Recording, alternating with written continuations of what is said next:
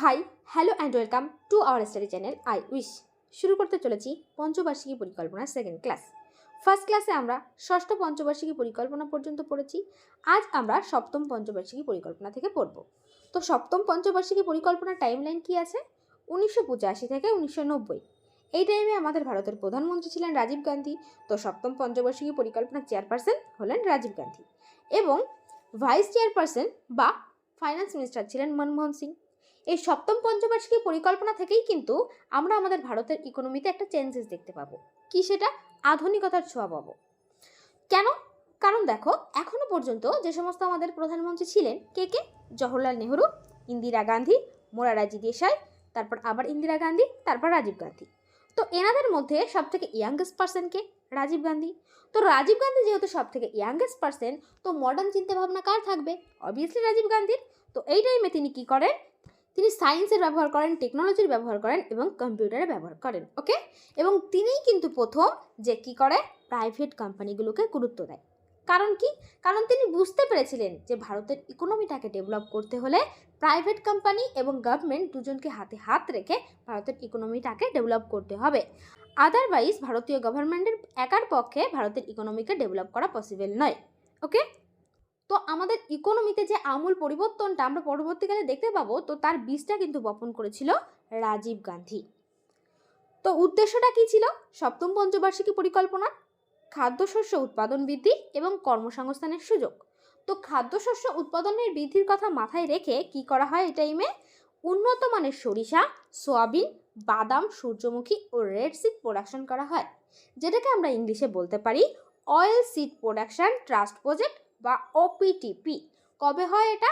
এটা হয় 1987 সালে, সপ্তম পঞ্চবার্ষিকী পরিকল্পনার টাইমে। ওকে, আর কি করা হয় না, ডেয়ারি শিল্পকে ডেভেলপ করার জন্য 1988 সালে টেকনোলজির ব্যবহার করা হয়। এটা গেল খাদ্যের। তো রোজগারের জন্য কি করা হয়?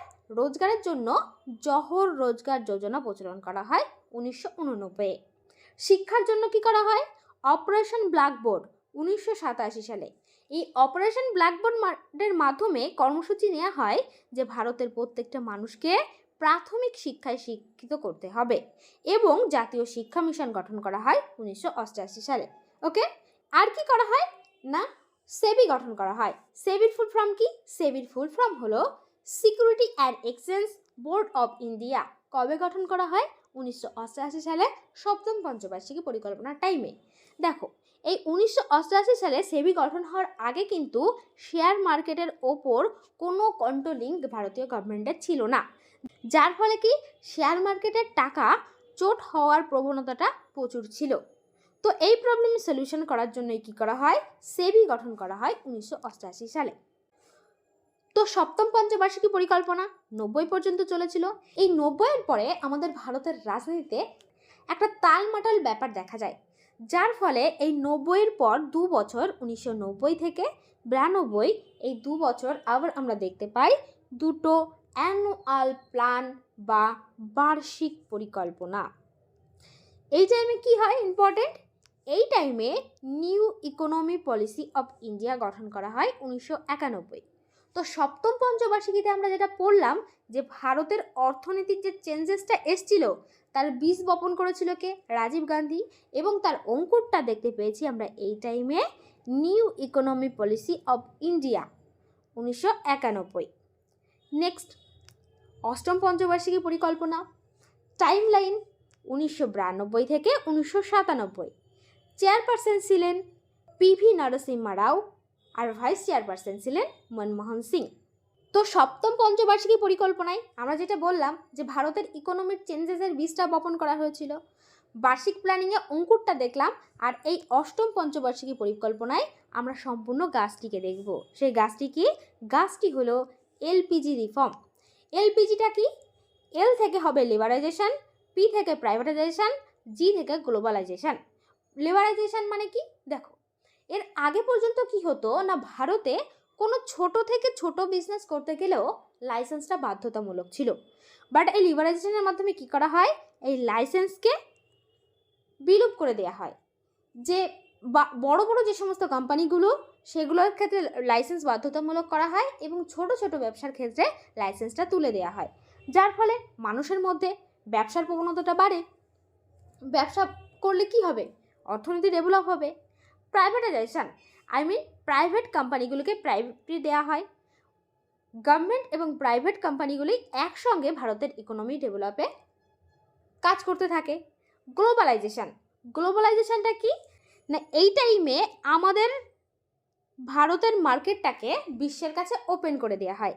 এর আগে পর্যন্ত আমরা যেই ইকোনমিটা ফলো করতাম সেটা হলো ক্লোজড ইকোনমি। ব্যবসা বাণিজ্য যা কিছু সব আমাদের ভারতের মধ্যেই সীমাবদ্ধ থাকবে। আমরা কারোর সঙ্গে ব্যবসা করবও না, কাউকে আমাদের দেশে ব্যবসা করতেও দেব না। কারণ কি? কারণ ইংরেজরা যে আমাদের শোষণ করেছিল সেই ভয়টা আমাদের মধ্যে ছিল। বাট এই টাইমে এসে যত টাইম লাইন গেছে বুঝতে পেরেছে যে এইভাবে চললে আমরা আমাদের নিজেদেরকে ডেভেলপ করতে পারবো না। তো এই টাইমে কি করা হয়? ওপেন ইকোনমি করা হয়। প্রত্যেকটা দেশের সঙ্গে ব্যবসা অ্যালাউ করে দেওয়া হয়। আমরা প্রত্যেকটা দেশের সঙ্গে আমদানিও করতে পারবো, রপ্তানিও করতে পারবো। ওকে, তো এই অষ্টম পঞ্চবার্ষিকী পরিকল্পনায় যেহেতু বিশাল বড় একটা চেঞ্জেস দেখতে পাই, তো সেই জন্য এই পঞ্চবার্ষিকী পরিকল্পনাকে কি বলে ডাকা হয়? রাও মনমোহন প্ল্যান। কারণ কি? কারণ এই টাইমে চেয়ারপারসন ছিলেন পিভি নরসিম্হা রাও এবং ভাইস চেয়ারপারসন ছিলেন মনমোহন সিং। এনাদের দুজনের প্রচেষ্টাই আমাদের অষ্টম পঞ্চবার্ষিকী পরিকল্পনায় একটা বিশাল বড় চেঞ্জেস দেখতে পাই। ওকে, আর অষ্টম পঞ্চবার্ষিকী পরিকল্পনায় যেই মডেলটা ফলো করা হয়েছিল সেই মডেলটা হলো জন ডাব্লিউ মিলার মডেল, এবং পিভি নরসিম্হা রাওকে বলা হয় father economy of reforms of India. ভারতের অর্থনীতির সংশোধনের পিতা, এবং মনমোহন সিংকে বলা হয় father of new economy policy. এই অষ্টম পঞ্চবার্ষিকী পরিকল্পনার উদ্দেশ্য কী ছিল? উদ্দেশ্য হলো দরিদ্রতা দূরকরণ এবং বেকারত্ব দূরকরণ। তো এই টাইমে কি কি করা হয় না, এই টাইমে 1995 সালে ইন্ডিয়া WTOর সদস্য হন। WTO কথার অর্থ কি? World trade organisation. আর কি করা হয়? মিড ডে মিল প্রকল্প চালু করা হয় 1995 সালে 16ই আগস্ট। আর এই টাইমে আমরা যে প্ল্যানিংটা ফলো করেছিলাম এই প্ল্যানিংটাকে বলা হয় ইন্ডিকেটিভ প্ল্যানিং। ইন্ডিকেটিভ প্ল্যানিংটা কি? যে গভর্নমেন্ট এবং প্রাইভেট কোম্পানি দুজন একসঙ্গে কাজ করবে ইকোনমিকে ডেভেলপ করতে। এই প্ল্যানিংটাকে বলা হয় ইন্টিগ্রেটিভ প্ল্যানিং। আর কি কি করা হয় না, এই টাইমে প্রধানমন্ত্রী রোজগার যোজনা প্রচলন করা হয় 1993, এবং চিলড্রেন লিভার ইরাডিকেশন প্রোগ্রাম শিশু শ্রম নির্মূল প্রোগ্রাম চালু করা হয় 1994 সালে। নেক্সট, নবম পঞ্চবার্ষিকী পরিকল্পনা। নবম পঞ্চবার্ষিকী পরিকল্পনার টাইমলাইন কি? 1997 থেকে 2002। চেয়ারপারসন ছিলেন অটল বিহারী বাজপেয়ী। উদ্দেশ্য ছিল উন্নতি, ন্যায় ও সমতা। অর্থাৎ অর্থনৈতিক উন্নতি করতে হবে, ন্যায় করতে হবে সবার সঙ্গে, এবং সমতা, ভেদাভেদ করা যাবে না, সকলকে সমান মনে করতে হবে। তো এই নবম পঞ্চবার্ষিকার পরিকল্পনার টাইমে কিন্তু আমাদের 50 বছরের স্বাধীনতা দিবস পালন করা হয়। এই টাইমে এই উন্নতি, ন্যায় ও সমতার কথা মাথায় রেখে কি কি কাজ করা হয় না, পিছিয়ে কি বলছে? সমতা। সমতা কখন হবে? যখন পিছিয়ে পড়া মানুষগুলোকে কি আগিয়ে নিয়ে আসা হবে। তো তার জন্য কি করা হয় যে মহিলা, SC, ST ও OBCদের যে কাজের সুযোগ সেটা কিন্তু এই টাইম থেকে স্টার্ট হয়েছিল। ওকে, নবম পঞ্চবার্ষিকী পরিকল্পনা থেকে। আর কি কি করা হয়? যারা দুবেলা দুপুরটা খেতে পারে না তো তাদের খাবার দেওয়ার জন্য অন্তর্দয় অন্ন যোজনা চালু করা হয় 2000 সালে। ইন্দিরা আবাস যোজনা চালু করা হয় 1999 সালে। স্বর্ণ জয়ন্তী গ্রাম রোজগার যোজনা চালু করা হয় 1999 সালে। এছাড়া মৌলিক চাহিদা পূরণ করার কথা বলা হয়। মৌলিক চাহিদা কোনগুলো? খাবার, পানীয় জল, স্বাস্থ্য, এগুলি হলো মৌলিক চাহিদা। সর্বশিক্ষা অভিযান প্রতিষ্ঠা করা হয় 2000 সালে।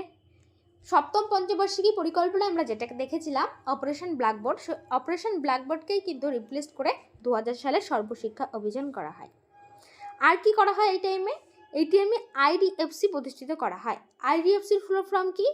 Infrastructure development finance company. Next, দশম পঞ্চবার্ষিকী পরিকল্পনা টাইমলাইন 2002 থেকে 2007। উদ্দেশ্য ছিল দরিদ্রতা দূরকরণ, উন্নত প্রযুক্তি এবং লিঙ্গভেদ বৈষম্য দূর করা। ওকে, অর্থাৎ কাজের ক্ষেত্রে নারী পুরুষ সবাইকে সমান সুযোগ সুবিধা দিতে হবে। এই দশম পঞ্চবার্ষিকী পরিকল্পনা কিন্তু প্রথম পঞ্চবার্ষিকী পরিকল্পনা যেখানে কৃষিতে কোনো টার্গেট রাখা হয়নি। কারণ কি? কারণ এই টাইমে এসে আমরা কৃষিতে যথেষ্ট ডেভেলপ, তো আমাদের পরিকল্পনার কর্মকর্তারা বুঝতে পেরেছিলেন যে ভারতের ইকোনমিকে যদি ডেভেলপ করতে হয় তাহলে সার্ভিস সেক্টরকে স্ট্রং করতে হবে। কারণ যে দেশের সার্ভিস সেক্টর যত স্ট্রং সেই দেশের ইকোনমি তত স্ট্রং। তো এই টাইমে তার জন্যই কৃষিতে কিন্তু কোনো টার্গেট নেওয়া হয়নি। এই টাইমে গুরুত্বপূর্ণ কি হয় না, আমরা যেটা দেখতে পাই যে বা জানি যে বন সংরক্ষণ এরিয়া 30%, এইটা কিন্তু এই 2007 সালে প্রচলন করা হয় দশম পঞ্চবার্ষিকী পরিকল্পনার সময়। এবং NREGS অর্থাৎ national rural employment guarantee scheme বা যেটাকে আমরা বলতে পারি 100 দিনের কাজ, এটা চালু হয় দশম পঞ্চবার্ষিকী পরিকল্পনার সময় 2006 সাল থেকে এবং বিল পাস হয়েছিল 5 সালে। ওকে, নেক্সট একাদশ পঞ্চবার্ষিকী পরিকল্পনা টাইমলাইন 2007 থেকে 2012। চেয়ারপারসন মনমোহন সিং, প্ল্যান দেন সি রঙ্গরাজন। উদ্দেশ্য ছিল দ্রুত সমাবেশী উন্নতি, মানে উন্নতি তো করছি আমরা, সেই উন্নতিটাকে আরও দ্রুত করতে হবে এবং সমাবেশী গ্রাম এবং শহর দুটোকেই উন্নত করতে হবে। ওকে, তো এই টাইমে কি কর্মসূচি নেওয়া হয়? রক্তল্পতা দূরকরণ কর্মসূচি নেওয়া হয়, আয়রন ট্যাবলেট দেওয়া হয় এই টাইমে।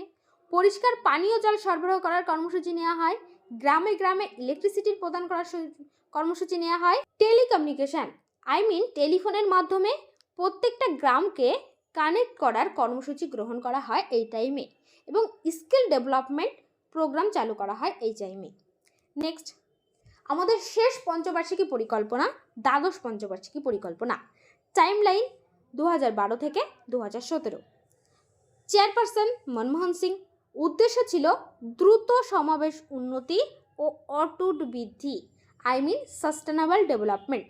সাস্টেনেবল ডেভেলপমেন্ট কথাটি কিন্তু প্রথম ব্যবহার করা হয়েছিল এই দ্বাদশ পঞ্চবার্ষিকী পরিকল্পনায়। এই টাইমে কি কর্মসূচি নেওয়া হয়? গ্যাস সিলিন্ডার সাবসিডি, যে এখন আমরা যেটা দেখতে পাই এখনও প্রচলন আছে, গ্যাস সিলিন্ডারে যে সাবসিডি দেওয়া হয় এটি স্টার্ট হয়েছিল দ্বাদশ পঞ্চবার্ষিকী পরিকল্পনা থেকে।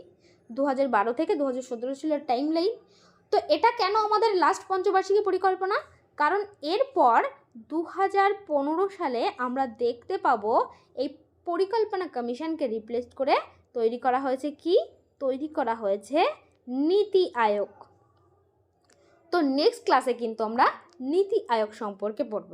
ওকে, তো আজ আমাদের ক্লাস এখানে এই পর্যন্তই। দেখা হচ্ছে পরবর্তী ক্লাসে।